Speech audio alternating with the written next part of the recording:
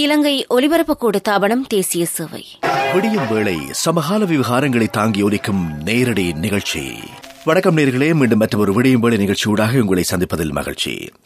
இன்று அக்டோபர் மாதம் செவ்வாய்க்கிழமை 28ஆம் தேதி, தமிழுக்கு விசுவாவசு வருடம் ஐப்பசி 11வது நாள். இன்றைய நிகழ்ச்சியிலே நாங்கள் அடுத்து சந்திப்பது பட்டய கணக்காளரும் வரி மற்றும் முகாமித்துவ ஆலோசகருமாகிய AGS சுவாமிநாதன் சர்மா அவர்களை. குறிப்பாக இந்த நாட்களிலே தங்கத்தின் கொள்விலை அதிகரிப்பு, அதனுடன் சார்ந்த பொருளியல் நுணுக்கங்கள் மற்றும் தற்போதைய பொருளாதாரத்தில் பொதுமக்கள் இந்த தங்கம் கொள்வனவிலே செலுத்துகின்ற அவர்களுடைய ஆர்வம் மற்றும் இது சார்ந்த சூழல் பற்றிய விவரங்களை நாங்கள் இன்று எமது நிகழ்ச்சியிலே ஆராய இருக்கிறோம். அந்த அடிப்படையிலே பட்டய கணக்காளரும் வரி மற்றும் முகாமித்துவ ஆலோசகருமாகிய AGS சுவாமிநாதன் சர்மா அவர்களை முதலில் எமது விடியும் வேளை நிகழ்ச்சிக்கு வரவேற்கிறோம். வணக்கம் AGS சுவாமிநாதன் சர்மா அவர்களே. வணக்கம். உங்களுக்கும் நேர்கள் அனைவருக்கும் இனிய காலை வணக்கங்கள். எப்படி சுகமா இருக்கீங்களா? மிக்க நலம். AGS சுவாமிநாதன் சர்மா அவர்களே, குறிப்பாக 2025ஆம் ஆண்டில் இற்றை வரையான காலப்பகுதியிலே நாங்கள் சடுதியான இந்த தங்கத்தினுடைய விலை உயர்வு பற்றிய விவரங்களை செய்திகளின் ஊடாக பார்க்கிறோம். இந்த உயர்வுக்கு பின்னால் இருக்கும் காரணிகளை ஒரு பொருளியல் கண்ணோடு ஒரு பட்டய கணக்காளராக வரி மற்றும் முகாமித்துவ ஆலோசகர் என்கிற ரீதியிலே இதனை நீங்கள் எப்படி விவரிப்பீர்கள்?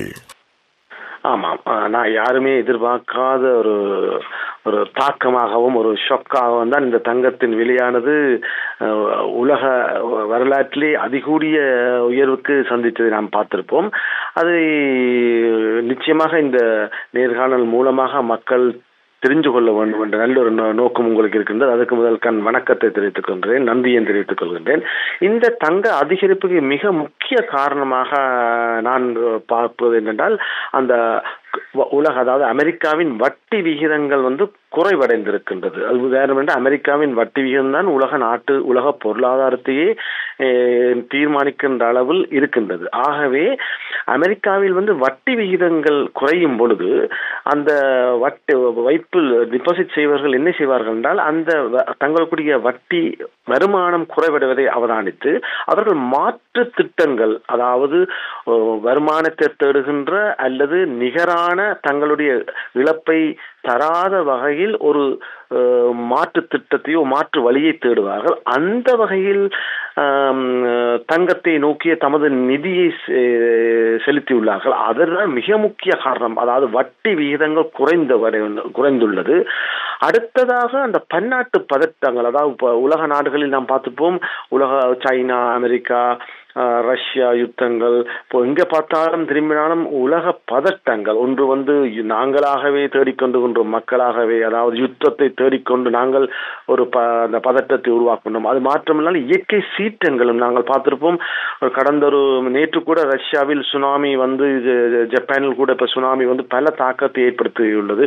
அது மாதிரி நிலநடுக்கங்களுக்காக இந்த பதட்டம் காரணமாக மக்களுக்கு ஒரு சிறந்த சாதனமாக இந்த தங்கத்தை அவர்கள் கருதியதன் காரணமாக, அதுவும் ஒரு மிக முக்கிய காரணமாக அந்த டிமாண்ட் அண்ட் சப்ளை காரணமாகத்தான், அதாவது தங்கத்தை நோக்கிய மக்களுடைய கேள்வி டிமாண்ட் கூடியதன் காரணமாகவும் அதிகரித்துள்ளது என்ற முறையிலும் நான் அதனை பார்க்கின்றேன். அடுத்ததாக இந்த உலக வங்கிகள் உலக நாடுகளில் அனைத்து மத்திய வங்கி, இலங்கையில் மத்திய வங்கி எவ்வாறு செயற்படுகின்றதோ, வங்கிகளுக்கெல்லாம் வங்கி என்று சொல்லுவோம் மத்திய வங்கி, அதே போன்று இந்தியாவில் ரிசர்வ் பேங்க் என்று சொல்லுவோம், அமெரிக்காவிலும் அப்படித்தான், சைனாவிலும் அவையினுடைய மத்திய வங்கி சென்ட்ரல் பேங்க். அப்ப உலக நாடுகளில் உள்ள அனைத்து அரசாங்கத்தினுடைய மத்திய வங்கி இந்த தங்கத்தினை தமது இருப்பு கையில் இருக்கின்ற டாலரையோ அல்லது தங்களுடைய சேமிப்புகளை தங்கத்தை அதிக அளவாக கொள்வனவு செய்கின்றார்கள். இது ஏன் மிக முக்கியமான காரணம் என்று சொன்னால், அதிகமாக கொள்வனவு செய்வது பிரச்சனை இல்லை, தொடர் தேர்ச்சியாக சைனாவை எடுத்துக்கொண்டால் வருகின்ற தங்கங்களை அனைத்தையுமே இன்று முதல் கொள்வனவு செய்து கொண்டு வருகிறார். ஆகவே சைனாவை நாங்கள் கூடுதல் என்ற உலகத்தில் பொருளாதாரத்தில் பெரிய ஒரு வளர்ச்சி அடைந்த நாடு. அந்த நாடு தொடர்ச்சியாக பெருவளவான தங்கத்தை வேண்டிக் கொண்டே வருகின்றது. ஆகவே அந்த உலகத்தில் மத்திய வங்கிகள் அனைத்தும் ஒரே நேரத்தில் இதை கொள்முதல் செய்வதனாலும் அதற்குரிய டிமாண்ட் கேள்வி கூடுவதனாலும் இந்த தங்கத்தின் அதிகரிப்பு தொடர்ச்சியாக கூடிக்கொண்டு வருவது. மற்றும் இப்போது நாம் பார்த்திருப்போம், இந்த ட்ரம்ப் வந்த பிறகு அமெரிக்க ஜனாதிபதி ட்ரம்ப் வந்து அவர்களுடைய கொள்கையில் அடிக்கடி மாற்றம் செய்வதன் வாயிலாக மக்களுக்கு அந்த அமெரிக்கன் டாலரில் இருந்த ஒரு மதிப்பு அல்லது உலக பொருளாதாரத்தில் அமெரிக்கன் டாலரானது ஒரு தொடர்பாடல் நாணயமாகவும் ஒரு மிடில் கரன்சியாகவும் இருந்தது. இப்பொழுது எல்லா மக்களுக்கும், உலக வர்த்தகம் செய்கின்ற எல்லா நாடுகளுக்கும் அமெரிக்க டாலரின் மேல் ஒரு நம்பிக்கை தன்மை குறைந்து வருகின்றது. ஆகவே முந்தி என்ன செய்வோம் என்று சொன்னால், ஒரு வியாபாரத்தை புற நாடுகளுக்கு ஏற்றுமதி இறக்குமதி செய்யும் பொழுது டாலரில் தான் நாங்கள் கோட்டேஷன் செய்வோம். ஆனால் இப்ப பிரிக்ஸ் போன்ற நாடுகள் வரும் பொழுது ரஷ்யா, அமெரிக்கா, சைனா, இந்தியா போன்ற நாடுகள் என்ன செய்கின்றார்கள் என்றால், அவர்களுடைய மாற்று நாணயங்கள் அல்லது அவர்களுடைய நாணயத்தை அக்செப்ட் பண்ணக்கூடிய தன்மை இருப்பதனால இந்த டாலரை ஏனென்று சொன்னால், இந்த ஏற்றுமதி இறக்குமதி செய்யும் பொழுது டாலரை நாங்கள் கையிருப்பில் வைத்தால்தான் நாங்கள் ஒரு நாடு வந்து தனது இறக்குமதி ஏற்றுமதியை செய்யக்கூடிய தன்மை இருக்கும். ஆனால் இப்பொழுது டாலரை சேமிக்க தேவையில்லை, ஆகவே நாங்கள் மாற்று வழியை நாட வேண்டும் என்ற காரணம், அதாவது டாலருடைய அந்த வகையிலும் அந்த டாலருக்குரிய கேள்வி குறைவடைந்து கொண்டு வருகின்றது தொடர்ச்சியாக. அதன் காரணமாகவும் அரசாங்கம் டாலரை சேமிக்காமல் இப்போது மாற்று வழி மூலமாக தங்கத்தை சேமித்து வைப்பதன் மூலமாக நோக்கி செல்வதன் காரணமாகத்தான், இந்த காரணங்களினால்தான், அதாவது குறைந்த வட்டி, உலகத்தில் குறைந்த வட்டி வீதங்கள் குறைவடைந்து கொண்டிருக்கின்றது, பன்னாட்டு பதட்டங்கள் இருக்கின்றது. உலக மத்திய வங்கிகள், உலக நாடுகளுடைய அனைத்து மத்திய வங்கிகளும் தங்கத்தையே கொள்முதல் செய்கின்றது. மற்றும் அமெரிக்க டாலரை தவிர்த்து வேற ஒரு நோக்க பாய்ச்சலும் இருப்பதன் காரணமாகத்தான் இந்த சடுதியான அதிகரிப்பு ஏற்பட்டது என்பது எனது பார்வையில் நான் கருதுகின்றேன். சிறப்பான ஒரு ஆரம்பம் அதனை குறிப்பிட்டிருந்தீர்கள் ஏஜிஎஸ் சுவாமிநாதன் சர்மா அவர்களே. இன்றைய விடியும் வேளை நிகழ்ச்சியிலே நேர்களே நாம் பட்டய கணக்காளரும் வரி மற்றும் முகாமித்துவ ஆலோசகரும் ஆகிய ஏஜிஎஸ் சுவாமிநாதன் சர்மா அவர்களுடன் எங்களுடைய அன்றாட வாழ்வியலிலே மிக பொருந்தி போயிருக்கக்கூடிய மிக நெருக்கமான எமது சேமிப்புகளிலும் அதே போன்று ஒரு எமது சொத்துக்களில் ஒன்றாகவும் நாங்கள் பேணக்கூடிய தங்கம், இந்த தங்கத்தின் விலையோடு பின்னி பிணைந்திருக்கக்கூடிய பொருளியல் சார் சூழலியல் காரணங்களை நாங்கள் இன்று எமது நேர்களுக்கு விளக்கம் அளிக்கின்ற வகையிலே இந்த விடியம்பளை நிகழ்ச்சியினை வடிவமைத்திருக்கிறோம். அந்த வகையிலே பட்டய கணக்காளரும் வரி மற்றும் முகாமித்துவ ஆலோசகருமாகிய ஏஜிஎஸ் சுவாமிநாதன் சர்மா அவர்களே, இந்த தங்க உயர்வு என்பது, இதை நாங்கள் ஒரு தற்காலிகமானதாக கருதலாமா அல்லது உலகளாவிய தங்க சந்தையிலே இது ஒரு நீண்ட கால மாற்றத்தினை சுட்டி காட்டுகிறதா? இது ஒரு சாதாரண ஒரு பொதுமகனுடைய ஒரு கேள்வியாக என்று இருக்கிறது. ஆமாம், நல்லது கேள்வி, மிகவும் சிறந்தவர்கள். ஏனென்று சொன்னால், நாங்கள் இந்த தங்கத்தின் அதிகரிப்பை நாங்கள் வரலாறு தசாப்தங்களாக பல இதுகளாக நாங்கள் பார்த்திட முடியாது. ஆக இந்த உயர்வானது ஒரு தற்காலிகமாக இருக்குமோ அல்லது மீண்டும் பழைய நிலைக்கு தங்கம் வருமா என்ற கேள்விக்கு இல்லை என்று எனது கருத்தை சொல்கின்றேன். ஏனென்று சொன்னால், இது ஒரு தற்காலிக அதிகரிப்பே இல்லை, இது ஒரு ஷிஃப்ட் என்று சொல்லுவோம். எவ்வாறு நாம் ஒரு மேனுவல் இருந்து டெக்னாலஜிக்கு மாறினோமோ அதே போன்று நாங்கள் எல்லா மத்திய வங்கி, நான் குறிப்பிட்டது போன்று மத்திய வங்கிகளும் மற்ற உலகளாவிய சேமிப்பு முறை மாற்றம் அடைந்துள்ளது.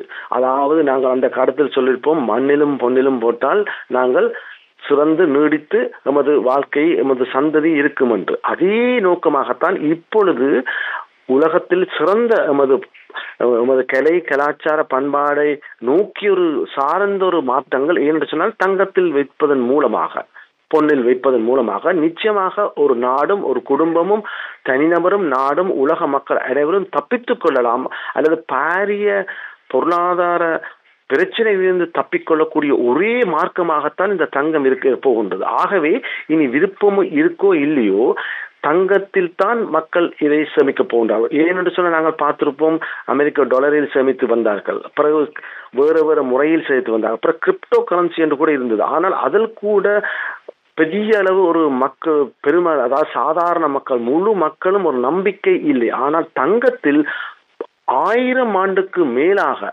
நாங்கள் வரலாறு சொல்லுகின்றது, தங்கத்தை எமது மூதாதையர் மூலமாக சேமித்து வந்திருக்கணும். ஆகவே இந்த சேமிப்பில் உறுதியாக அவர்கள் செய்தது சரிதான், அதுதான் ஒரே வழி என்ற முறையில் மண்ணிலும் பொன்னிலும் என்று சொன்னேன். மண் கூட சொன்ன மண் என்று சொன்னால் பூமி, நிலப்புலன்கள் வேண்டது.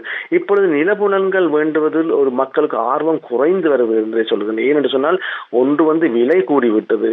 அது மாத்திரமல்லாது இப்பொழுது மக்கள் ஒரே இடத்தில் இருக்காமல் ஒரு மூவிங் மூடில் இருக்கிறார்கள். ஒரு கொஞ்ச நாள் ஒரு சிட்டியில் இருப்பார்கள், போயிருப்பார்கள், ஏன் அதை ஓன் பண்ண வேண்டும், நாங்கள் ஒரு வாடகை மூலம் இருக்கலாம் என்று இது போன்ற பல காரணங்களால் சொத்து வேண்டுவதில் மக்களுக்கு நாட்டம் குறைவடைந்துகின்றது. ஆகவே இந்த தங்கத்தில் வைப்பதற்கு ஒரு முக்கிய காரணம் என்று சொன்னால், தங்கத்தை உடனடியாக இருந்தாலும் காசு, அதை ஈடு செய்து எடுத்தாலும் உடனே காசு பெற்றுக் கொடுக்கக்கூடிய தன்மை இருக்குது. அதாவது குயிக்காக, அதாவது இமீடியட்லி நாங்கள் கேஷாக மாற்றக்கூடிய தன்மை இருக்கின்றது. ஆகவே மக்கள் பார்க்க போன்றால், உதாரணமாக நான் சொன்ன இயற்கை சீற்றங்கள் போன்ற ஏற்படும் பொழுது ஒரு வீட்டையோ ஒரு ஃபிளக்ஸ் வச்சிருந்தோம் என்ற அப்பார்ட்மெண்ட் சொன்னால் இடிந்து விழுந்து விடும். ஆகவே அதில் பிறகு சேர்த்த சொத்துக்கள் இல்லாமல் போயிடும். ஆனால் தங்கம் இருந்தென்று சொன்னால் உடனே எங்கு செல்கின்றோமோ அதை எடுத்து செல்லக்கூடிய ஒரு சௌகரியம் இருக்கின்றது. அதாவது இலகுவாக நாம் எம்முடன் எடுத்து செல்லக்கூடிய முறை இருக்கின்றது. ஆகவே இந்த விலை அதிகரிப்பானது அதாவது இது ஒரு சரித்திர மாற்றமாகவும் சரித்திர ஒரு நிகழ்வாகவும் நாங்கள் இருந்து பார்க்க போகிறோம். இந்த விலை நாங்கள் பார்த்திருப்போம், ஒரு போன தீபாவளி போன்ற நேரத்தில் 4,20,000 வரை சென்றது. 24 கேரட் தங்கத்து கோல்ட் பிஸ்கட் என்று சொல்லுவோம். அது அந்த உச்ச நிலைக்கு சென்று விட்டு இப்பொழுது குறைந்து நேற்று 3,30,000 வந்துள்ளது. இது நாங்கள் சொல்லுவோம், இந்த பொருட்களும் ஏதாவது ஷாஷா இருந்தாலும் தங்கமா இருந்தாலும் ஒரு அதிகரிப்பை காட்டும், பின்பு ஒரு கரெக்ஷன் என்று வரும். இப்பொழுது இந்த கரெக்ஷன் அதாவது உயர்ந்து விட்டு திருப்பி குறைந்திருக்கின்றது. ஆகவே இந்த குறைந்தது 3,30,000 ரூபாய்க்கு குறைந்திருக்கின்றது. ஆகவே இப்பொழுது நாங்கள் பார்த்திருப்போம், ஒரு மாசத்துக்கு முதல் 2,76,000 இருந்தது. நின்ற நிலை அது 2,76,000 2 மாசம் இருந்துச்சு. இப்ப இருந்த நிலை 3,30,000. இதுதான் இப்ப பேஸ், அதாவது கரெக்ஷன் பாயிண்டாக இருக்க போகுது. ஆகவே இதிலிருந்து கொஞ்சம் கொஞ்சமாக உயர்ந்து வரப்போகின்றது. ஆகவே நான் இதன் மூலமாக நான் மக்களுக்கு கேட்டுக்கொள்கின்றேன், நீங்கள் யோசிக்காமல் உங்களால் முடிந்தளவு இந்த தங்கம் குறைய போகுது என்ற நினைவில் இருக்காமல் இருக்கும் அளவுக்கு நீங்கள் இதை ஒரு கரெக்ஷன் பாயிண்டாக கருதி இதிலிருந்து நீங்கள் புதிய தங்கம் வேண்டவர்கள் இதுதான் உங்களுடைய விலையாக இருக்கும். நாங்கள் எல்லாம் தங்கம் வேண்டும் பொழுது எங்கள் அம்மா பாட்டி எல்லாம் சொல்லுவா, அந்த காலத்தில் 13 ரூபான்னு சொல்வா. நாங்கள் கல்யாணம் பண்ணும் பொழுதெல்லாம் தங்கம் எல்லாம் 8,000 ரூபா. இப்பொழுது பார்த்தால் 3,30,000 ஆகவே ஒரு நாளும் தங்கம் குறையாது. ஆகவே இந்த விலை உயர்வானது தற்காலிகமானது அல்ல, இது ஒரு புதிய ஒரு ஷிஃப்ட் என்றே சொல்லுகின்றேன். இது இப்பொழுது தற்காலத்தில் இன்று நேற்றையான் விலை 3,30,000. இது ஒரு கரெக்ஷன் பாயிண்ட். இதில் இருந்துதான் தங்கம் இனி கூட போகின்றது. ஆகவே இனி தங்கம் குறையாது. ஆகவே முடியுமான இருந்தால் இந்த விலைதான் ஒரு லோ லெவலாக இருக்க போகின்றே நான் கருதுகின்றேன். நேர்களே, நீங்கள் கேட்டுக்கொண்டிருப்பது விடியும் வேளை நிகழ்ச்சியில் நாங்கள் ஒரு வர்த்தக விளம்பர இடைவேளையினை எடுத்துக்கொண்டு தொடர்ந்து பேசுவோம்.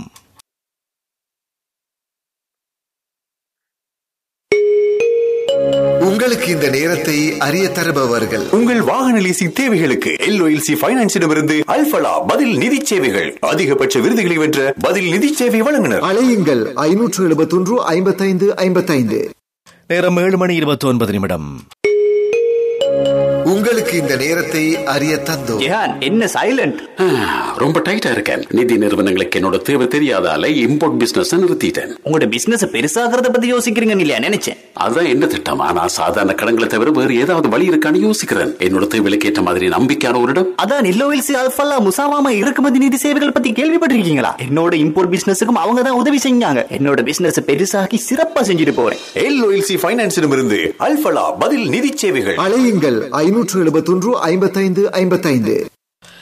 இன்றைய விடியும்பொழி நிகழ்ச்சியிலே தங்கத்தினுடைய விலை நிலவரமும் அது சொல்லுகின்ற செய்தியும் அதை சூழ உள்ள இருக்கும் தாற்பயங்கள் பற்றிய விவரங்களை நாங்கள் ஆராய்ந்து கொண்டிருக்கிறோம். பட்டய கணக்காளரும் வரி மற்றும் முகாமித்துவ ஆலோசகருமாகிய AGS சுவாமிநாதன் சர்மா அவர்கள் எங்களோடு உரையாடி கொண்டிருக்கின்றார். AGS சுவாமிநாதன் சர்மா அவர்களே, நீங்கள் குறிப்பிட்டது போன்று இந்த பன்னாட்டு அரசியல் நிலவரங்கள் மற்றும் வட்டி விகிதங்களிலே ஏற்பட்டிருக்கக்கூடிய குறைப்பு மற்றும் ஒரு நெக்ஸ்ட் லெவலான ஒரு நியூ ஷிஃப்ட் என்று சொல்லியிருந்தீர்கள். அதாவது ஒரு அடுத்த கட்டமான ஒரு புதிய மாற்றத்தை நோக்கிய மக்களுடைய நகர்வு, இவற்றோடு இந்த நேரத்திலே பார்த்தோம் சொன்னால் மத்திய வங்கிகளுடைய இந்த தங்க கொள்முதல் பற்றியும் குறிப்பிட்டிருந்தீர்கள்.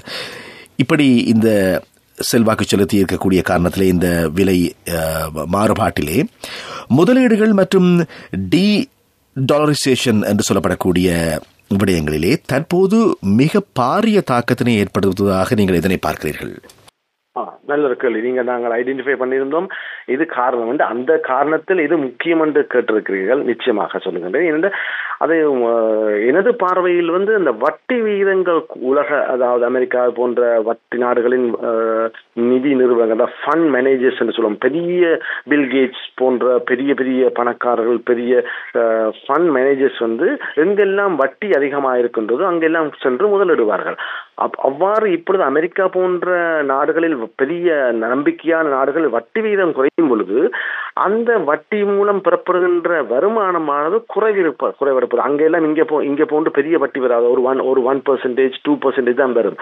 ஆகவே அதன் மூலமாக வருகின்ற வட்டி வீதங்கள் குறைவடைந்து காணப்படுவதன் மூலமாக அந்த நிதியை வைத்திருப்பவர்கள், நிதியில் முதலீடு செய்பவர்கள் சொல்லுவது எதிர்பார்க்கின்ற வருமானம் இல்லாமல் போகின்றது.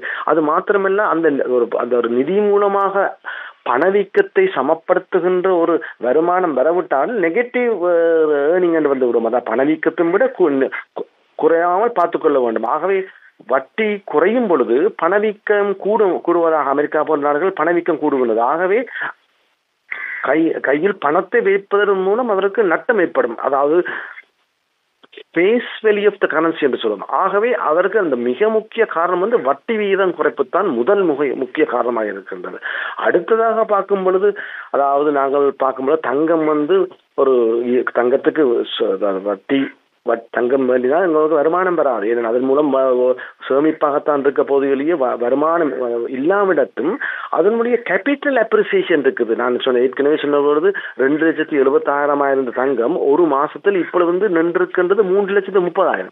ஆகவே இந்த கேபிட்டல் அப்ரிசியேஷன் இருக்கு. அந்த கேபிட்டல் அப்ரிசியேஷன் மூலமாக பெறுகின்ற பெர்சன்டேஜ் வந்து வட்டியும் விட பன்மடங்காக இருக்கின்றது. ஆகவே தங்கத்துக்கு நோக்கிய பயணத்திற்கு மிக முக்கிய காரணமாக அந்த வட்டி விகித குறைப்பு தான் என்று நான் கருதுகிறேன். அது மாத்திரமல்லாது மத்திய வங்கிகள் வந்து கொள்வன செய்கின்றது. ஆக இதன் மூலமாக வட்டி விகிதங்கள்லாம் மிக முக்கிய இந்த ஐடென்டிஃபை பண்ண நாங்கள் காரணங்களில் வட்டி விகித அதிகரிப்பு தான் காரணம் என்று சொல்கிறேன். அது இந்த நேரத்தில் நாம் அரசாங்கத்தை நான் அவர்களுடைய கொள்கையை பற்றி ஒரு சொல்ல வேண்டி இருக்கின்றது என்று சொன்னால், நாங்கள் இந்த அரசாங்கம் பதவி ஏற்பதற்கு முன்பதாக கிட்டத்தட்ட 26% எமது வட்டி விகிதங்கள் 26, 27, 28, 30, 32 வரையும் அதி உச்ச வட்டியாக இருந்தது. இப்பொழுது தற்சமயம் கடனுக்கான வட்டியானது மிக குறைவடைந்துள்ளது. ஆகவே நாங்கள் பார்த்திருப்போம் 8%. கடனுக்கு 8% இருக்கும் பொழுது நமது முதலீடுகளுக்கு நாங்கள் பார்த்திருப்போம் 5%, 4%, 6%, காணப்படுகின்றது. ஆகவே அரசாங்கத்தினது கெட்டித்தனம் வந்து அந்த வட்டி விகிதத்தை சிங்கிள் டிஜிட்டில் வைத்திருக்கின்றார். உண்மையா அரசாங்கத்தின் வரலாற்று சாதனை என்றே கருதுகின்றேன். என்று சொன்ன பொருளாதார சிக்கல் இருந்தும் உள்நாட்டு வெளிநாட்டு நமக்கு இன்னும் நாங்கள் கடனை செலுத்த வேண்டி இருந்து கூட மிகவும் திறம்பட செயற்பட்டு வட்டி விகிதத்தை குறைவாக வைத்திருக்கின்றார்கள். அதே நேரத்தில் அரசாங்கம் வந்து இப்பொழுது நாங்கள் பார்த்திருப்போம் மத்திய வங்கி அறிக்கையின்படி இந்த வருஷத்தில் தான் பல தசாப்தங்களுக்கு பின்பாக தமது எதிர்பார்த்த வருமானத்தை ஈட்டியுள்ளார்கள். அதே நேரம் செலவுகளை கட்டுப்பாட்டில் கொண்டிருக்கிறார்கள். ஆகவே இன்னும் 2 மாசம் இருக்கின்றது. இதன் மூலமாக அரசாங்கத்தினுடைய கையிருப்பு கூட போகின்றது. ஆகவே இந்த கையிருப்பை அரசாங்கம் வந்து மிகவும் திறம்பட செயற்பட போகின்றது. அதன் மூலமாக தங்கத்தை நிச்சயமாக கொள்வனவு செய்வார்கள். ஆகவே அரசாங்கம் வந்து வழியே இல்லாமல் இருந்த நமது நாடு, இந்த அரசாங்கம் வந்து பல சேமிப்பு முறை, அதாவது பாசிட்டிவ் அக்கௌண்ட் வரப்போகின்றது. அதாவது நாங்கள் செலவையும் விட கூடுதலாக வருமானம் அரசாங்கத்துக்கு வரப்போகின்றது. அதன் மூலமாக நிச்சயமாக அரசாங்கம் தங்கத்தை கொள்வன செய்யும். இல்லாட்டி அரசாங்கம் வேறு முறையை போக தேவையில்லை. இந்த முறை தங்கத்தை வேண்டும் அளவுக்கு, இல்லாட்டி நாங்கள் டாலரைத்தான் வேண்டும் நிலைமை இருந்தது. இப்போ அதையும் தாண்டி எக்ஸஸ் டாலர் இருப்பதனால் தங்கத்தை வேண்டுகின்ற நிலைக்கு அரசாங்கம் தமது கொள்கை மூலமாக அடுத்த கட்டத்துக்கு போகின்றது. ஆக இதன் மூலமாக நல்ல காலம் நாங்கள் வட்டி கூடுதலாக இருந்தால் நாம் இதில் 2 முறையும் அடிபட்டிருப்போம். இந்த அரசாங்கத்தின் திறமான ஒரு நிதி கொள்கை வாயிலாக இந்த ஒரு அரிய சந்தர்ப்பத்தை நாம் பெற்றுள்ளோம். இது நான் நினைக்கிறேன் இத மாதிரி ஒரு சந்தர்ப்பம் கிடைக்காது. ஏன்னா நமக்கு அரசாங்கத்துக்கு கையிலும் காசு இருக்க போன்றது, தங்கமும் நல்ல நிலைக்கு வருகின்றது.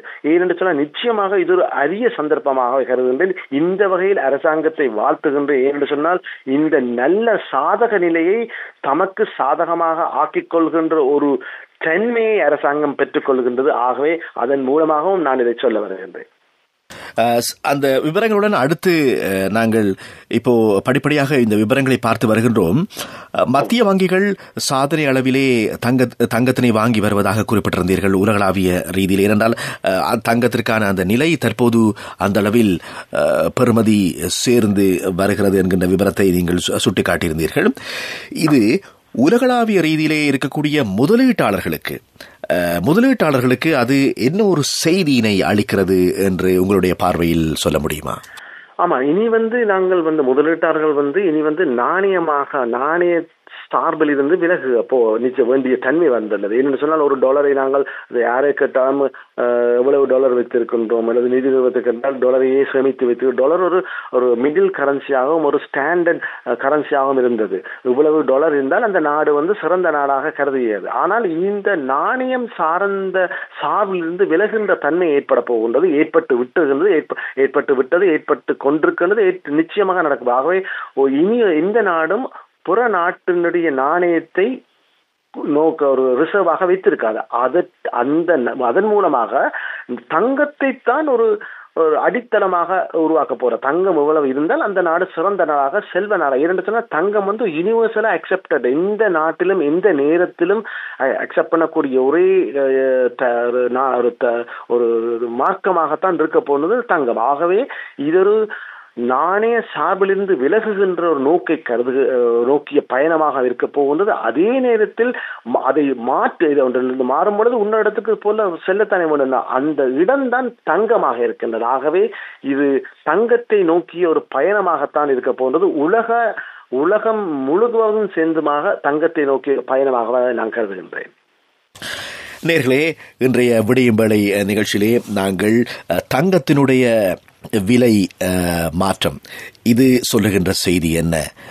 தங்கம் என்பது உண்மையில் எமது வாழ்வியலோடு உணர்வு ரீதியாக கலந்த ஒரு சொத்தாகவும் இல்லை என்று சொன்னால் பொருளாகவும் இருக்கின்றது. ஆனால் உலகளாவிய பொருளாதார போக்கிலும் இருப்பிலும் வளர்ச்சியிலும் பொருளாதார மாற்றங்களிலும் இந்த தங்கத்தினுடைய விலை நிலவரங்கள் எந்த அளவு செல்வாக்கு செலுத்துகின்றன என்பதை மிக தெளிவாகவும் இலகுபடுத்திய விளக்கங்கள் ஊடாகவும் எமது நேயர்களுக்கு தெரிவித்துக் கொண்டிருப்பவர் என்று தேசிய வானொலிக்காக நேரம் ஒதுக்கி எம்மோடு உரையாடிக் கொண்டிருப்பவர் பட்டய கணக்காளரும் வரி மற்றும் முகாமைத்துவ ஆலோசகருமாகிய AGS சுவாமிநாதன் சர்மா அவர்கள். சுவாமிநாதன் சர்மா அவர்களே, இந்த டாலரைசேஷன் என்று சொல்லுகின்ற இந்த செயற்பாடு இது பற்றி நீங்கள் குறிப்பிட்டீர்கள், விளக்கியிருந்தீர்கள். இது தங்கத்தின் மீது இருக்கக்கூடிய உலகளாவிய தேவை, அதே போன்று விலை போக்கினை எப்படி மாற்றுகிறது என்பதை இன்னும் சற்று விரிவாக சொல்ல முடியுமா? ஆமா, ஏனென்று சொன்னால் உதாரணம் இலங்கையை எடுத்துக்கொண்டு சொன்னால் நாங்கள் ஒரு இறக்குமதி சார்ந்த நாடாக இருக்கின்றது. என்று சொன்னால் சிறிய நாடு, உற்பத்தியை நோக்கிய ஒரு முறைமையை மேற்கொள்ள முடியாது, அது செய்வதும் பிரயோசனம் இல்லை. ஆகவே நாம் இறக்குமதி செய்யும் பொழுது நமக்கு தேவை ஒரு மிடில் கரன்சி. அந்த மிடில் கரன்சி இவ்வளவு காலம் இருந்தது, அதில் பல நாணயங்கள் இருந்தாலும் இந்த அமெரிக்க டாலர் தான் ஒரு மிடில் கரன்சியாக இருந்தது.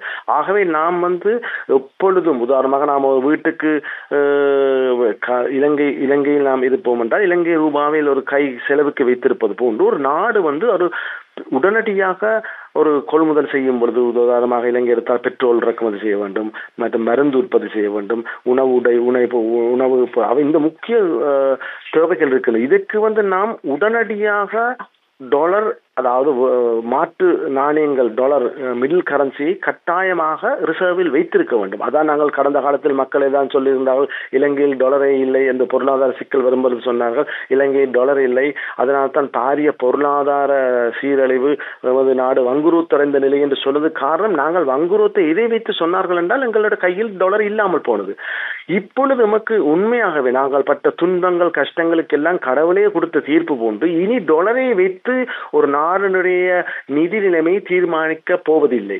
இந்த நாடு, அதாவது டாலரை, அதாவது ஒரு நாணயத்தை, டாலர் உலக நாடுகள் அனைத்தும் டாலரைத்தான் பேஸாக இருந்தது, அதன் மூலமாக. ஆனால் இனி இந்த ஒரு கடந்த ஒரு 4-5 மாதத்தில் அந்த டாலரினுடைய முக்கியத்துவம் பாரிய அளவு வீழ்ச்சி உள்ளது. இந்தியா, குறிப்பாக இந்த சைனாவும் இந்தியாவும் தமக்குரிய திடகாத்திரமான, அதனுடன் பிரிக்ஸ் கண்ட்ரிகளும் சேர்ந்து தமது கொள்கையில் உறுதியாக இருந்த அமெரிக்காவின் பல அழுத்தங்களுக்கு செவி சாய்க்காமல் தங்களால் முடியும், அதாவது இதை வென்று சொல்லத்தான் வேணும், ஏதோ ஒரு நாள் நாங்கள் ஃபேஸ் பண்ணத்தான் இந்த பிரபலத்தை வேணுமென்று அந்த நோக்கில் அந்தந்த நாட்டுக்குரிய பிரதம மந்திரியும் ஜனாதிபதியும் சிறந்த முறையில் கையாண்டு ஒரு கஷ்டமான பாதையை தாண்டி விட்டார்கள். ஆகவே இனி யாருமே டாலரை நம்பி இருக்க போவதில்லை. ஆகவே இனி அந்த எனியன் அப்படி டாலரை இல்லாமல் இருந்தாலும், நான் ஏற்கனவே சொன்ன போது இந்த நாடுகள் இறக்குமதி செய்யும் பொழுது பணத்தை செலுத்தும். உதாரணமாக நாங்கள் சைனாவிலிருந்து சொன்னால் சைனாவுடைய நாணயத்தை செலுத்தும். ஜப்பான் வாகனம் இறக்குமதி செய்யும் பொழுது ஜப்பானுடைய நாணயம் வச்சுக்கொள்வது. ஆனால் நாங்கள் எவ்வளவு வேணும் எது வேணும் என்று தெரியாது. ஆகவே நாங்கள் ஒரு ஒரு ஏதாவது ஒரு பேஸ் இருக்கிறோம், அது தங்கமாக இருந்த சொன்னால் நாங்கள் வேணும் பொழுது தங்கத்தை விற்று அதுக்குரிய ஜப்பான் ஜென்னை வேண்டலாம், அல்லது இந்தியாவின் நாணயத்தை வேண்டலாம். ஆகவே அந்த தன்மை இருக்கின்றது. அது சொல்றது ஹெஜிங் என்று சொல்றாரு. அதாவது தங்கம் என்று ஒரு பொது தங்கத்தின் மூலமாக நான் ஏனைய நாணயங்கள், ஏனைய பிற நாடுகளுடைய நாணயங்களை வேண்டக்கூடிய தன்மை இருக்கின்றது. அதே நேரத்தில் இந்த அமெரிக்க டாலரின் செல்வாக்கு பாரியளவு சரிந்து வருவதனால் இந்த தங்கத்தினுடைய வலிவும் கூடிக்கொண்டது. ஆகவே அரசாங்கமானது உடனடியாக சென்று இந்த கையில் இருக்கும் பொழுதெல்லாம் தங்கத்தை வேண்டுவதன் வாயிலாக ஒன்றில் தமது இறக்குமதியை செய்ய பெற்றுக்கொள்ளக்கூடிய தன்மையும் ஏற்படுகின்றது. அதே நேரத்தில் அதன் வாயிலாக நாங்கள் இவ்வளவு இலங்கைக்கு, குறிப்பாக இலங்கைக்கு நான் சொல்ல வேண்டாம், நாங்கள் இந்த டாலர் பாரிய பொருளாதார வீழ்ச்சிக்கு முன்பு ஒரு டாலர் 180 ரூபாக இருந்தது, இப்பொழுது 300 ரூபாக இருக்கு. ஆகவே இந்த பாரிய சரிவிலிருந்து நாம் உண்மை நிச்சயமாக அந்த அழிவு, அந்த தாக்கத்தை இந்த தங்க அப்ரிசியேஷன், தங்கத்தினுடைய விலை அதிகரிப்பின் மூலமாக நாம் நிச்சயமாக ஈடு செய்ய முடியும். ஆகவே இது ஒரு அரிய சந்தர்ப்பம். ஆகவே இது ஒரு இந்த டீடாலரைசேஷன் என்று சொன்னால் நாங்கள் டாலரில் இருந்து வெளிச்செல்கின்றோம். உலக நாடுகள் டாலரை நம்பாமல் வேற முறைமையில் வியாபாரத்தை செய்கின்றார்கள். அந்த முறைமைதான் தங்கம். ஆகவே இது ஒரு டீடாலரைசேஷன் உலகத்தில் இருந்தாலும் நான் நிற்கின்றேன் உலக நாடுகளில் விட இலங்கைக்குத்தான் இது ஒரு டபுள் பெனிஃபிட் என்று சொல்கின்றேன். ஏனென்று சொன்னால் நாம் இனி டாலரை நம்பி இருக்க வேண்டாம், இருக்கும் தங்கத்துக்கு விலையும் கூட போகின்றது. ஆகவே இந்த டீடாலரைசேஷன் மூலமாக மிக முக்கியமாக நான் நிற்கிறேன் உலகத்திலேயே நன்மை அடைய போன்ற ஒரு நாடாக இலங்கை இருக்க போகின்ற நான் கருதுகின்றேன். இந்த தங்கத்தினுடைய விலை நிலவரமும் அது தற்போது சொல்லி நிற்கக்கூடிய செய்தியும் என்ன என்று நாங்கள் இன்று விரிவாக பார்த்துக் கொண்டிருக்கிறோம். தங்கத்தோடு எங்களுடைய வாழ்வியல் மிக நெருக்கமானது என்று நாங்கள் தான் புதிதாக சொல்லித் தெரிய வேண்டியது இல்லை. அந்த அளவுக்கு எமது சமூக மற்றும் கலாச்சார ரீதியிலே தங்கமும் எமது வாழ்வியலும் மிக நெருக்கமாக பின்னி பிணைந்திருக்கிறது. இலங்கை அதே போன்று இந்திய கலாச்சாரத்திலே ஆழமாக இது பதிந்திருக்கிறது என்று தான் சொல்ல முடியும். எனவே இந்த விலை உயர்ந்த ஒரு நிலவரமானது தற்போது இது குடும்பங்கள், அதே போன்று நீங்கள் ஏற்கனவே சொன்னீர்கள் உங்களுடைய பாட்டி காலத்திலே 16 ரூபாய், அதற்கு பிறகு 8 ரூபாய், இன்று 8,000, இப்போது 3 லட்சத்தை தாண்டி இருக்கக்கூடிய இப்படியான இந்த விலை நிலவரத்திலே திருமணங்களாக இருக்கலாம், இல்லை என்றால் சிறு சேமிப்பாளர்களுக்கான தங்க கொள்வனவாக இருக்கலாம். அவற்றிலே இந்த சூழல் என்ன செல்வாக்கை செலுத்தும் என்று பார்க்கிறீர்கள்? ஆமாம், நல்ல கேள்வி. இலங்கை, இந்தியா போன்ற ஒரு நாடுகளில் கலை கலாச்சார பண்பாடுகள் வாழ்வியலில் ஒரு அங்கமாக இருக்கின்றது. ஆக நாங்கள் முதல் ஒரு எந்த திருமணமாக இருக்கலாம் அல்லது வீட்டில் இருக்கிற பெண் மகள்மார்களின் பெரிய பிள்ளையான ஃபங்க்ஷனாக இருக்கலாம், இந்த முறையும் இந்த தங்கத்துக்குத்தான் முக்கியத்துவம் கொடுத்து ஏதோ வகையில் தங்கத்தை நாங்கள் ஒரு பொது இதாக மாற்றி வருகின்றோம். ஆகவே எமது தங்கம் வேண்டுவது எமது கலாச்சாரத்தில் ஒரு பெரிய நிகழ்வில்லை என்று நாங்கள் நிச்சயமாக வாறு தாலி எடுத்துக்கொண்டால் தங்கம், காப்பை எடுத்துக்கொண்டால் தங்கம். ஆகவே நாங்கள் போடுகின்ற அவ்வளவுமே தங்க கொள்முதலாகத்தான் இருக்கிறது. ஆகவே நாங்கள் கடந்த காலங்களில் பார்த்துருவோம், ஒரு கல்யாணம் என்று சொன்னால் ஒரு செல்கின்ற மகளுக்கு நாங்கள் ஒரு அன்பளிப்பாக கொடுப்போம், அல்லது திருமண வீட்டில் நாங்கள் நிகழ்வுகள் எல்லாம் தங்குது. ஆனால் முந்தி வேண்டின மாதிரி இப்பொழுது வேண்ட முடியாத ஒரு தன்மை இருக்கின்றது என்று சொன்ன தங்கத்தின் சடுதியான அதிகரிப்பு. ஆகவே இந்த நிலைமையில் நாங்கள் உண்மையாகவே ஒரு பார்க்கலாம், ஒரு மனநிலையில் பணவீக்க, அதாவது ஒரு மன உளைச்சலை மக்கள் எதிர்பார்க்க போகின்றார்கள், எதிர்கொள்ள போகின்றார்கள். உதாரணமாக நாங்கள் முந்தி செல்வோம், ஒரு கல்யாண வீட்டுக்கு போகும்பொழுது நெருங்கிய சொந்தம் என்று சொன்னால் 1 பவுன் அல்லது 2 பவுனோ 5 பவுன் கொடுப்போம். ஆனால் இன்ற நிலவரத்தில் நாங்கள் அவ்வாறு கொடுக்க முடியாது. ஆகவே அந்த ஒரு மன உளைச்சல் இருக்கும் போது அதை வேண்டக்கூடிய தன்மையிலும் மக்கள் இல்லை. அது மாத்திரமல்லாது ஒரு வருமானத்தை பெறுகின்றவர்கள் உதாரணமாக ஒரு 2 லட்சம் ரூபாய் வருமானம் பெற்றவர்கள் முதல் 1.5 பவுனுக்கு சமமாக இருந்தது. இப்பொழுது அது 3/4 பவுனு கூட சமமாக இல்லை. ஆகவே அந்த ஒரு வகையில் ஒரு மன உளைச்சல் இருந்தாலும் ஏதோ ஒரு வகையில் நமது கலாச்சாரத்தை நாம் நிச்சயமாக பேண வேண்டும். ஆகவே நாங்கள் என்ன செய்யணும் என்றால், முந்தி மாதிரி நாங்கள் ஒரேடியாக நாங்கள் தங்கத்தை வேண்டாவிடத்தும் நாங்கள் சிறிது எமது பழக்க வழக்கத்தை ஒரு உதாரணமாக நாங்கள் ஒரேடியாக முடியாவிடத்தும் ஒரு சிறிய அளவில் நாங்கள் இந்த தங்கத்தை நிச்சயமாக வேண்ட வேண்டும். விலை அதிகரிப்பு இருந்தாலும் இந்த முறைமையை நாம் செய்வதன் வாயிலாகத்தான் எமது கலை கலாச்சார பண்பாடுகளையும் நாங்கள் பேணி பாதுகாக்க முடியும் என்றே நான் கருதுகின்றேன். அதே போல தொடர்ந்து நாங்கள் இந்த அதிக விலை காரணமாக ஏற்படக்கூடிய மற்றொரு பிரச்சனை, இந்த போலி தங்கம் இல்லைன்னு சொன்னால் தங்கம் சார்ந்த இப்படியான போலியான நிலவரங்கள் எதிலுமே நாங்கள் இதனை இன்று சந்திக்கக்கூடிய ஒரு சமூக சூழலிலே வாழ்ந்து கொண்டிருக்கிறோம். அப்படிப்பட்ட ஒரு நிலையிலே போலியான தங்க பிரச்சனைகளாக இருக்கலாம், இல்லை என்று சொன்னால் கடத்தல் போன்ற தங்க கடத்தல் போன்ற விடயங்கள், இவை குறித்துதான ஒரு கரிசனைகளும் கவலைகளும் கூட பலருக்கு எழும். நகை வியாபாரிகள், நகை சார்ந்த தொழிலிலே ஈடுபடுகின்றவர்கள், அதே போன்று அரசாங்கம் இருக்கிற ரீதியிலே கட்டுப்பாட்டு அமைப்புகள் இதில் முனைப்பாக செயற்படுவதிலே கவனத்தினை செலுத்தும். இதனை நீங்கள் எப்படி பார்க்கிறீர்கள்? அவர்கள் என்ன செய்யலாம்? இந்த கேள்விக்கு நான் அரசாங்கத்துக்கு முதல் நன்றியை சொல்கிறேன். என்றால் நீங்க கடந்த ஒரு 2 மாசம் பார்த்திருப்பீர்கள், மிகவும் அதிகப்படியான கடத்தல் தங்கம் பெற்றுள்ளது. இது அரசாங்கத்தின் ஒரு மிக சிறந்த செயற்பாடு. அதாவது அரசாங்கம் ஆட்சி பொறுப்பு சொன்னார்கள் கிளீன் ஸ்ரீலங்கா என்று. அதை நிச்சயமா ஒரு கிளீன் என்று சொன்னால் பிசிக்கல் கிளீன் மாத்திரமில்லை, எமது சிஸ்டம் சேஞ்ச் என்று சொன்னார். அந்த சிஸ்டம் சேஞ்சை முறையாக செய்துகின்றார்கள். என்று சொன்னால் ஒரு கடத்தல், ஒரு முறையற்ற, அதாவது பிளாக் எக்கனாமி, அதாவது சட்டவிரோதமான செயற்பாடுகள் எந்த நாட்டில் இல்லாமல் போதும் அந்த நாடு பாரிய வளர்ச்சி ஏற்பட போகிறது.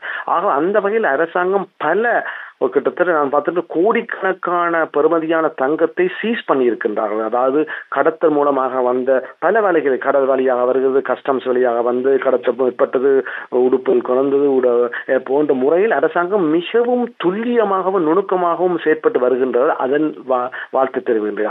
அதை முதலில் அரசாங்கம் செய்தது. ஆகவே நகை வியாபாரிகள் தங்கள் இதிலிருந்து எவ்வாறு பாதுகாக்க முடியும் என்று சொன்னால், தங்களுடைய இந்த விலை அதிகரித்தாலும் மக்களை எவ்வாறு தங்கம் வேண்டுவோம். ஆகவே இந்த தங்கத்தை நாங்கள் வேண்ட போகின்றோம் என்று சொன்னால் இந்த தங்கத்துக்கு நல்ல தரம் இருக்கின்றது. ஆகவே நகை வியாபாரிகள் என்ன செய்யணும், தங்களுடைய குவாலிட்டி, அதாவது ட்ரஸ்டை, அதாவது தங்களுடைய தங்கத்தின் பெருமதி, அதாவது சொக்க தங்கம் என்று சொல்லுவோம், தங்கத்தை கலப்படம் இல்லாமல் தமது வாடிக்கையாளருக்கு நிச்சயமாக வழங்க வேண்டும்.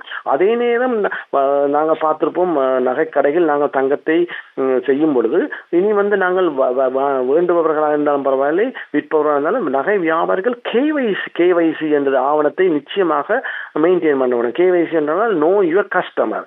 அதன் மூலமாக அந்த நகை வியாபாரிகள் என்ன செய்யணும்னா, ஏதாவது பிரச்சனை ஏற்பட்டால் தங்கத்தை ஈடு செய்யும் பொழுது, பழைய தங்கத்தை கொடுத்து புதிய தங்கத்தை வைக்கும் பொழுது அந்த சிலது கள்ளம் எடுத்த தங்கமும் வர பார்க்கும். ஆகவே இந்த கேவைசியை மெயின்டைன் பண்ணுவதன் மூலமாக யாராவது பிழையாக தங்கத்தில் தங்களுக்கு அந்த தங்க வியாபாரி கொடுத்து மாற்றி இருந்தால் அதை இனங்கண்ணக்கூடிய தன்மை இருக்கின்றது. ஆகவே நகை வியாபாரிகளுக்கு 2 முக்கிய காரணம். குவாலிட்டியை என்ஷூர் பண்ண, குவாலிட்டியை நிச்சயமாக வலுப்படுத்த வேண்டும். அதே நேரம் கேவைசி தங்களுடைய வாடிக்கையாளருடைய டீட்டெயிலை நோ யுவர் கஸ்டமரை எடுத்துக்கொள்ளணும். அதே போன்று பொதுமக்கள் என்ன செய்ய வேண்டும் என்று சொன்னால், இனி நாங்கள் விற்பனையாக வேண்டும் பொழுது நாங்கள் என்ன செய்யணும், ரிசீட் வேண்டும். நாங்கள் இவ்வளவு காலம் என்ன செய்வோம்னா பெருசாக தங்க நகையை வேண்டிக் கொண்டு சில விடயம் வரும் வழியில் நாங்கள் தங்கத்தின் ரிசீட்டை தூக்கி போட்டுருவோம், பெருசாக இல்லை. ஆக இனி வருங்காலத்தில் நிச்சயமாக அந்த ரிசீட்டை வச்சுக்கொள்ள முடியும் என்றால் அவர்களுடைய ஒரு ஒரு கரண்டி சர்டிபிகேட்டையும் வேண்ட வேண்டும். நாங்கள் ஒரு ஃப்ரிட்ஜ் வேண்டும் பொழுது, டிவியும் வேண்டும் பொழுது நாங்கள் லேமினேட் பண்ணி 5 வருஷம் லைஃப் டைம் வாரண்டி என்றெல்லாம் சொல்ல கேட்டிருப்போம். எங்களுக்கே வாரண்டியில எப்படி ஃப்ரிட்ஜுக்கு இருக்கோ தெரியலை. ஆகவே நான் நகைக்கு கூட நாங்கள் என்ன செய்ய வேண்டும் என்று சொன்னால் இந்த ரிசீட்டையும் வேண்டும். அதே நேரத்தில் கரண்டி சர்டிபிகேட்டை வேண்டுவதன் மூலமாக ஏன் சொல்லமென்றால் நாங்கள் நமக்கு இந்த சர்டிபிகேட் மிக முக்கியம். என்ன சொன்னால் நாங்கள் ஒரு மகளுக்கு வேண்டி கொடுக்கும் பொழுது மகள் சென்ற இடத்தில் அந்த தங்கம் வந்து அந்த ஒரு மகளோ ஒரு பெண் வந்து ஒரு பல வருஷத்துக்கு மாற்றும் பொழுது போலி தங்கமா இருந்தால் ஏமாந்து போவார். ஆனால் இந்த வாரண்டி இருந்தால் யாரிடம் வேண்டியிருந்தோம், ஏதாவது பிழை இருந்தால் நாங்கள் மீண்டும் சென்றதை சீர்திருத்த கூடிய தன்மை இருக்குது. ஆகவே இதில் வந்து 2 பேரும், அதாவது வியாபாரிகளும் கவனமாக இருக்க வேண்டும், மக்களும் அதாவது கொள்முதல் செய்கின்ற மக்களும் மிகவும் நுணுக்கமாகவும் இது செய்யப்பட வேண்டும். நாங்கள் போனோம் வேண்டினோம் என்று இல்லாமல் ஒரு திட்டமிட்ட முறையில் நாங்கள் செயற்படுவதன் மூலமாக இதிலிருந்து நாங்கள் நிச்சயமாக மீண்டெழுந்து வர முடியும் என்று நான் கருதுகின்றேன். மிக சிறப்பாக காத்திரமான கருத்துக்களை தெரிவித்து எங்களுடைய நேயர்களை மேலும் வானொலி பால் இழுக்கச் செய்கின்ற வகையிலே உங்களுடைய கருத்துக்கள் அமைந்திருக்கின்றன. பட்டய கணக்காளரும் வரி மற்றும் முகாமைத்துவ ஆலோசகருமாகிய AGS சுவாமிநாதன் சர்மா அவர்களே, நீங்கள் ஒரு ஆலோசகராக இருப்பதன் காரணமாகவே சில நுட்ப நுணுக்கங்களையும் இங்கே சொல்வதை எங்களுடைய நேயர்கள் அதிகம் விரும்புவார்கள் என்பது ஒலிபரப்பாளராக என்னுடைய எண்ணமாக இருக்கிறது. அந்த அடிப்படையிலே இந்த தங்க வியாபாரிகளாக இருக்கலாம், ஆபரணத்துறைக்கு இந்த விலை மாறுபாடு காரணமாக அது ஒரு சவாலாக எதிர்நோக்குகின்றவர்களுக்கு தங்களுடைய நிதி சார்ந்த வணிக தந்திரங்களை சட்ட ரீதியாக அவர்கள் எப்படி அதனை மாற்றி அமைத்து அணுகுவதற்கான உபாயங்களை நீங்கள் பார்க்கிறீர்கள்? ஆமாம், நல்ல கேள்வி. ஏன்னு சொன்னால் தங்கம் வேண்ட சொல்லுகின்றேன், தங்கமும் விலையும் கூடுகின்றது. இதுக்கு எவ்வாறு சேமிப்பும் குறைய இருக்குமா என்று இந்த வகையில் என்ன செய்ய முடியும் என்ற நல்ல முறையில் நீங்கள் நாசுக்காக இந்த கேள்வி கேட்டுகின்ற நன்றி. இதன் மூலமாக நிச்சயமாக மக்கள் ஒரு தெளிவு பெறுவார்கள். ஆகவே நான் மக்களை கேட்டுக்கொள்கின்றேன், எமது கொடுக்கல் வாங்கல், அதாவது கேஷ் ஃப்ளோ, நிதி நிலைமையை மிக நுணுக்கமாக சீரமைக்க வேண்டும். நாங்கள் இவ்வளவு காலம் செயற்பட்டு போன்று நாம் இனி செயற்பட முடியாது. இதுக்கு வருகின்ற பணத்தை, ஈட்டுகின்ற வருமானத்தை மிகவும் நுணுக்கமாக சீரமைக்க வேண்டும். ஆகவே ஏன்னு சொன்னால் நமது வாழ்க்கை உணவு உடையில் மிகுதிதான் நாங்கள் சேமிப்பாக இருக்கின்றோம். ஆகவே நாம் தங்கம் போகும்போது பாதுகாப்பான ஒரு முக்கிய கருவி. ஆனால் ஒரே நேரத்தில் நாம் இனி வேண்ட வேண்டிய அவசியம் முடியாது. ஆகவே நான் மக்களை கேட்டுக்கொள்கின்றேன், ஒரு தொடர் தேர்ச்சியாக நீங்கள் ஒரு மாசத்தில் ஒரு குறிப்பிட்ட அளவு நிச்சயமாக ஒதுக்கி தங்கத்தை வேண்ட வேண்டும். ஆனால் இந்த விலை அதிகரிப்புக்கு நாங்கள் ஒரு பவுன் வேண்ட முடியாது. ஆனால் நான் இப்பொழுது பல முறைகள் வருகின்றது. நீங்கள் உங்களுக்கு ஏற்ற முறையில் தங்கத்தை தொடர்ச்சியாக வேண்டுங்கள். சிறு தொகையாக இருக்கலாம், அது மாத்திரம் சிறு தொகை மாத்திரமில்லை, தொடர் தேர்ச்சியாக நீங்கள் உங்களால் முடியும் என்றால் மாசம் இல்லது 3 மாசத்துக்கு ஒருக்கா அல்லது 6 மாசத்துக்கு ஒருக்கா. இப்போது உதாரணமாக 25 வயசில் 30 வயதில் இருப்பவர்கள் இந்த முறையை கடைப்பிடிப்ப வருவார்கள் என்று சொன்னால் நிச்சயமாக அவர்களுடைய ரிட்டையர்மெண்ட் ஏஜில் பெரிய ஒரு சேமிப்பு கையில் இருக்க போகின்றது. ஏனென்று சொன்னால் தங்கம், சிங்கப்பூர் பெரிய ஒரு தங்கத்தில் எதிர்கூற வந்திருக்கின்றது. தங்கம் 2028ஆம் ஆண்டு 7 லட்சத்திலிருந்து 8 லட்சம் வரையும் அதிகரிக்க போகின்றது. ஆகவே நாங்கள் இந்த நிலையில் நாங்கள் தங்கத்தை வேண்டாவிட்டால், 3,30,000 தங்கத்தை வேண்டுவிட்டால் எவ்வாறு நாங்கள் 8 லட்சத்தில் வேண்ட முடியும்? ஆகவே நாங்கள் எமது இருக்கின்ற தொகையில் சிறு தொகையாகவும் நிரந்தரமாக, அதாவது சொல்ல ஃப்ரீக்வெண்ட் என்று சொல்லுவோம், எவ்வாறு நாங்கள் 3 நேரம் சாப்பிடுவோமோ அதே போன்று நாங்கள் ஒரு நிரந்தரமாக நாங்கள் எமது வாழ்வியல் முறையை மாற்ற வேண்டும். தங்கம் நிச்சயமாக நாங்கள் ஒரு கட்டாயம் கையில் இருக்கோ இல்லையோ ஏதோ முறையில் வேண்டும். அதாவது ஃப்ரீக்வெண்டாக நீங்கள் சொல்ல வருவது ஒரு தொடர் நிலையினை பேண வேண்டும் என்று. அது மாத்திரமல்ல, தங்கத்தை நீங்கள் வந்து சில பேர் சொல்ல பாதுகாப்பு இல்லை, எங்க தங்கத்தை வைக்கிறது, கள்ளர் வந்து எடுத்து போயிடும். ஆகவே நீங்க இப்ப பல அரசாங்கமும் கொண்டு வர போகின்றார்கள். நீங்க வந்து டிஜிட்டல் முறையில் கூட தங்கத்தை நீங்கள் சேமிக்க முடியும், ETF என்று சொல்லுகின்றார்கள். ஆகவே மிக உடனடியாக வரப்போகின்றது. இந்தியா போன்ற நாடுகள் பிரபல்யமாக இருக்கின்றது. நீங்கள் வந்து டிஜிட்டல் முறையில் தங்கத்தை வேண்டலாம். நீங்கள் வேண்ட தேவையில்லை. நீங்க டிஜிட்டல் முறை வேண்டுவதன் மூலமாக அதாவது உங்களுடைய தங்கத்தில் நீங்கள் முதலீடு ஷேர்ஸில் எவ்வாறு செய்கின்றீர்களோ அதே போன்று இப்பொழுது நாங்கள் தங்கத்தில் கூட செய்ய முடியும். பல நாடுகளில் நிச்சயமாக இலங்கையும் அதுக்கு வழி செய்ய போகின்றார்கள். ஆகவே நீங்கள் கட்டாயமாக தங்கத்தை பிசிக்கலாக தான் வேண்டது. இது சொல்றது டிஜிட்டல் கோல்டு என்று சொல்லுவோம். அந்த டிஜிட்டல், அதாவது நீங்கள் இலங்கைக்கு அது இன்னும் அறிமுகமாகவில்லை. ஆகவே இதையும் நீங்கள் இன்னொரு நிகழ்ச்சியில் இந்த டிஜிட்டல் வந்த பிறகு நாங்கள் அதை எவ்வாறு செய்யலாம் என்று பார்ப்போம். ஆகவே அந்த வகையில் நீங்கள் சிறு 3 விஷயம், சிறு தொகையாக வேண்டணும், தொடர் தேர்ச்சியாக வேண்டணும், அதே நேரம் நீங்கள் தங்கம் வைக்க முடியாவிட்டால் நீங்கள் டிஜிட்டல் ETF போன்ற மூலமாகவும் நீங்கள் தங்கத்தை வேண்டும் சொல்லி நான் கருதுகின்றேன். காத்திரமான அந்த தகவல்களை இன்று எமது நிகழ்ச்சியிலே தெரிவித்துக் கொண்டிருக்கக்கூடியவர் பட்டய கணக்காளர், வரி மற்றும் முகாமைத்துவ ஆலோசகர் AGS சுவாமிநாதன் சர்மா. நேர்களை நீங்கள் கேட்டுக்கொண்டிருப்பது விடியும் வேளை தேசிய வானொலியின் சமகால விவகாரங்கள் பற்றி பேசுகின்ற நேரடி நிகழ்ச்சி. அதிர்வெண் அலைவரிசைகளிலே 102.1, 102.3, யாழ் குடாநாட்டிலே 90.1, அதேபோன்று எங்களுடைய எண்ணியல் தளங்களிலே SLBC எமது மொபைல் செயலியின் ஊடாகவும், அதேபோன்று மிக துல்லியமாக நீங்கள் உங்களுடைய திறன் கருவிகளிலே, அதேபோன்று இணைய கருவிகளிலே கூகுள் உட்பட இன்னும் எந்த ஒரு தேடு பொறியாக இருக்கலாம், இல்லையானால் இணைய உலாவியாக இருக்கலாம், listen to Tamil national service என்பதாக டைப் செய்யுங்கள். நமது ஒலிபரப்பினை நீங்கள் உலகம் பூராக செவிமடுக்க முடியும் நேர்களே.